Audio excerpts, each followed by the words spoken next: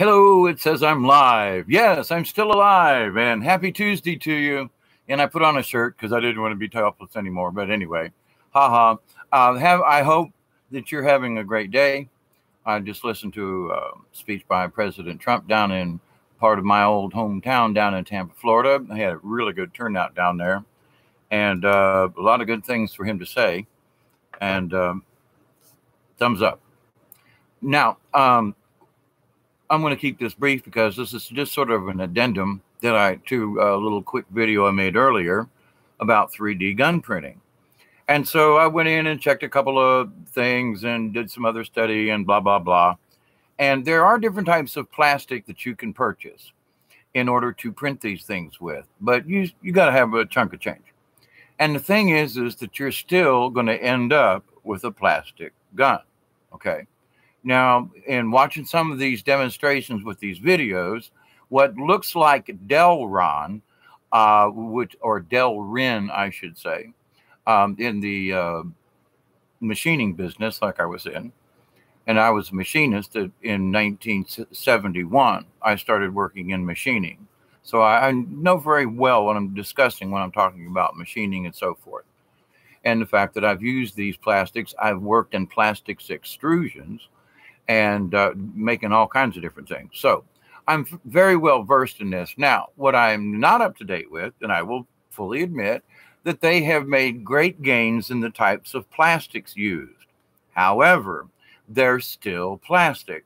They still have to go through an extrusion process, meaning they have to go through a tube that's heated so that the plastic stays viscous enough, fluid enough to be able to move through the printer. It's a really thick ink, okay? And so the temperatures have to be just right all the way out to the tip, okay? And so all these conditions have to be right. Now, the only thing I saw different in my looking through these plastic guns to do this addendum with is the fact that they have some very hard, dense types of plastics.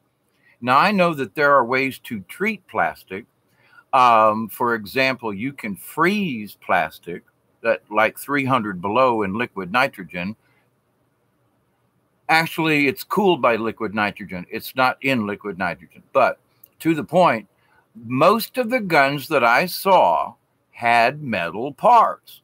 So what you're making is you're making the handle, you're making the casing, and in some cases, even where the bullets go, the chamber, okay, and even the barrel. But I don't care what kind of plastic it is. I'm telling you, if you fire if you fire through these things, it's going to heat the plastic up.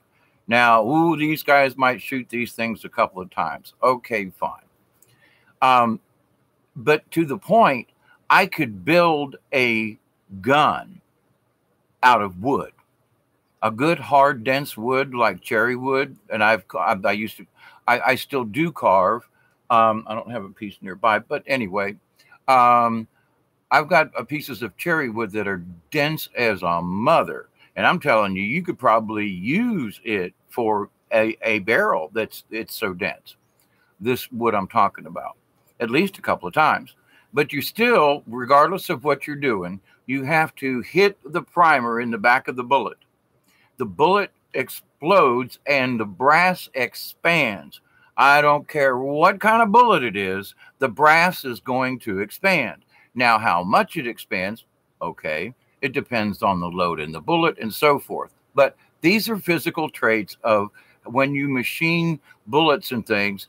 If it expands too much in a gun, the brass will expand and you can't eject the cartridge, the spent cartridge out of the gun. Okay, old 22s had a big issue with it, but if you went in there with a wire brush and cleaned them out real good, a lot of times that would solve some of the issue. But we'd have to pick these little, pick the brass out of these things because they'd expand up inside the barrel. Okay, fine. But even a 22 would be, in my opinion, because of my machining experience, I wouldn't want to fire it more than a couple of times. And so if I made what they're calling a ghost gun, because it's plastic, I want to say that I don't know what they're using as far as plastic is concerned, that would be able to strike a primer in the back of a bullet or a rim fire like a 22. But most other bullets have a primer on the middle and a little cap for those who don't understand what it is. But there's a little silver thing in there, and that's got a little charge in it, and that's what sets the charge for the shell to go off. All right, so whatever is hitting the back of this has to be strong enough to hit it hard enough to set the charge off. And in my knowledge, it's very difficult to get a plastic piece of anything to last very long. In other words, I mean, even steel pins in regular guns, a lot of times, the firing pin, which is what it's called, will sometimes wear down a little bit. And when you fire the gun, it won't hit the rim hard enough because it is, every time it hits, it pushes the nose back a little bit. This is a fact. And that's with steel, okay? Having people who are gunsmith and mostly my machining experience, but what I do know about guns. So now people are still freaking out, and the guns I saw had metal parts in them. So it's like, well, why are you creeping out about that? I could make those same pieces out of plywood. I could cut out the handle, I could cut out this and use an insert for the barrel. And, you know, I could even make, I'm forgetting the word right now, but the chamber where if it was a revolver, you know, where you put the bullets. Now, the other type are slide inside and all that. I'm not too familiar with the mechanics of those things. But to the point, you still, when you fire the bullet, it will expand. And I've seen a couple of these designs. They're very innovative, but that it's basically they're using the casing of the bullet itself as they've cut out part of the chamber where the bullets go. But these are like great big honking bullets. I mean, unbelievable. I'm like, what are you shooting with that? You know, I mean, like a 50 caliber, 45 caliber, huge shell. And I'm like, why? But anyway, for those of us who live down in the swamp and stuff, they, you know, little gator guns, little snake charmers, they call them down here. And sometimes it's a sawed off 410, you know, which is or a 20 gauge, you know, anything above a 20 gauge is too big to carry, but a 410 or something like that, you know, it's like, and that's great for down in the swamps for shooting at moccasins or gators or whatever's going to get you in trouble, you know. So, but anyway, so the only thing that I could see where these quote guns are of any value would be like that type of a gun where you would only shoot it a couple of times. And yes, you could have it in your house as self-defense. But if you were to ask me, would I go to war with one of these plastic guns? Oh, hell no. oh, hell no. No. Stay away from that. So now I do understand the panic, but it's only because the 3D printing is the price has come down. They've modified and dignified and whatever these things.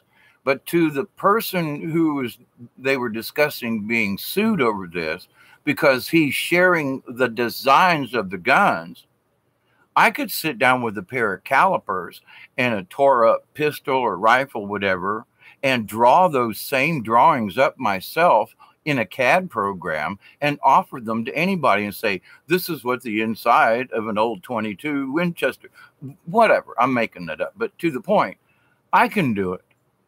Anyone with a set of calipers or whatever can sit down and measure a steel gun or even a plastic one. Some of these things are so realistic, you could go down and buy a paintball gun, take dimensions off of the thing, scan it with the hand scanner, and import those dimensions right into any standard computer these days. And they're freaking out about 3D printing. Well, okay, they look good, but they still have to have steel components, okay? You still got to have a steel barrel because that plastic going to melt. I mean, why do you think they have these weird things on the end of barrels? Because with rapid fire, the steel barrel heats up. Okay. You know, they're always talking about guys in World War II where they would stand and they would pee on top of the machine gun barrel because it would heat up so much from the rapid firing. I mean, okay, you know, so for folks to be continually getting freaked out about this, listen, it's a fad. People can do this. Okay. Should there be regulation? All right. If you're at a gun show and you're selling one of these things, then you're selling a firearm. And so then you already have a firearms license and you have all these other things. So people are freaking out. Ooh, I saw a plastic gun at a firearm show. Well, but if it was at a firearm show, then they have licenses, they're this and they're blah, blah, blah, blah. So the amount of people that are going to make these things at home, and the fact that how I would think that there are going to be more people killed trying to shoot one of these things that think they know what they're doing, and they're going to shoot themselves in the foot. Quite frankly, I'm more afraid of the people building these things, not understanding the dynamics of firearms, the dynamics of machining, the dynamics of heat, and what it does to the expanding brass, et cetera, you know, and it's like, okay, if you insist. But I'm telling, calm down. Should they put regulations on it? I don't think so. Because if it looks like a firearm and it's made out of plastic or whatever, it's still a firearm. No matter where you want to go with this, it's still a firearm. Whether I make it at the house or not, that I'm here to tell you, I could carve one of these things out of cherry wood. And who's going to say that, well, what?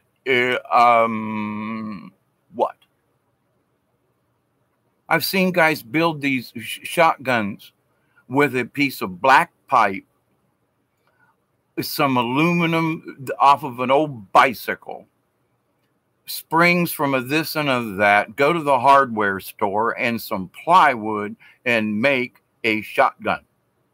Viable. You can shoot it over and over and over and over kind of thing with plywood. Now, there are plans for those on the internet. What? Well, it's for the stock and everything, but you can go get a piece of black pipe. And I mean, there are all these things. Wait a minute now. Yes, it's a shotgun. Oh, but these are handguns. Woo. Oh, come on. Quit freaking out. It's, if it's made out of plastic and it shoots any type of projectile that is gunpowder related, it is covered under existing laws, y'all.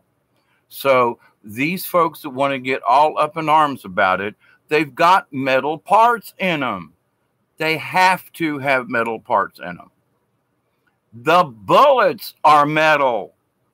So you're going to sneak a gun by. Where are you going to sneak the bullets by? If I wanted to go to another country, I wouldn't try to sneak anything in. I would take my plans with me and I'd build it there, you know, and sneak in, be an assassin. Oh, go on with this conspiracy stuff. It's more of a fad right now. But for people to get upset that they could do it at home, they can already do it at home. Quit bitching. Quit getting all your panties in a bunch. It's not... Oh, I guess it's because I've been in machining and stuff for so long. And it's like, if you made a firing pin out of the toughest Delrin or nylon or whatever type of plastic you had, after about 10 whacks, that tip is going to be pushed back. It's not going to be viable any longer. I know from experience, because I've had to build things out of nylon, Delron, different types. And there's all kinds of designations of hardness, of treatment, and so forth. And I'm here to tell you that we were using these things just as a probe tip, okay? Just a probe tip. It wasn't trying to shoot anything off, and we'd have to replace these things all the time, simply because of the fact that there was pressure on it, and it was hitting it every time, and the tip would just get smaller and smaller. It's what it does. All things do that. Now, some things do it slower than others, but anything in the plastics realm is still going to break down a million times faster than any kind of metal. So, but anyway, most folks don't understand these types of things. And so they're freaking out about the ghost guns. Even if they snuck the gun in, the bullets are made out of metal. So if somebody sneaks a ghost gun in, the bullets are going to set off the alarm. Ding dong, pay attention. You know, they're not making bullets out of plastic and gunpowder. Sorry, you've got certain things. So just do me a favor, do a little bit of research. And when you look at the guns that are available, most of them require some kind of metal in them. So it's not really a ghost gun any longer, because if it has just the slightest pinch of metal, then it'll get picked up in the metal detector. Correct? Oh, somebody said, send a message. I distracted the minions so we could be alone, my love, so they could watch the replay. I missed you so. Only our combined frequency will work. Damn it. In 5. Bye-bye. See you later. I will be back. I'll be back on later, Pamela, if you hear this at the end of this message. But to the point, anybody else who's watching this, please understand, don't freak out about this. It really, it's not as big a deal as they want to make it. There are already gun laws. There are already manufacturing laws. They don't need to do anything else. It's already there, okay? So quit, just chill. Because, like I say, if I can make one out of plywood in my wood shop, and folks are doing it all the time. I mean, for the last 15 years on YouTube, people are making guns out of wood and other kinds of projects. And so now they got another toy. Big deal. So please, have a nice day. Have a nice evening. Share, be kind, be compassionate, be love. Always let it come from your heart. And remember, we're all in this together, brothers and sisters. We got to get along. So we can agree to disagree, but we can still come to an amicable position. So those gun folks who are yelling about this particular thing, there are already things in place that it covers it. So don't worry, okay? Love you all. Until later, I'll be back tonight, I hope, about, I don't know, maybe 11 Eastern time.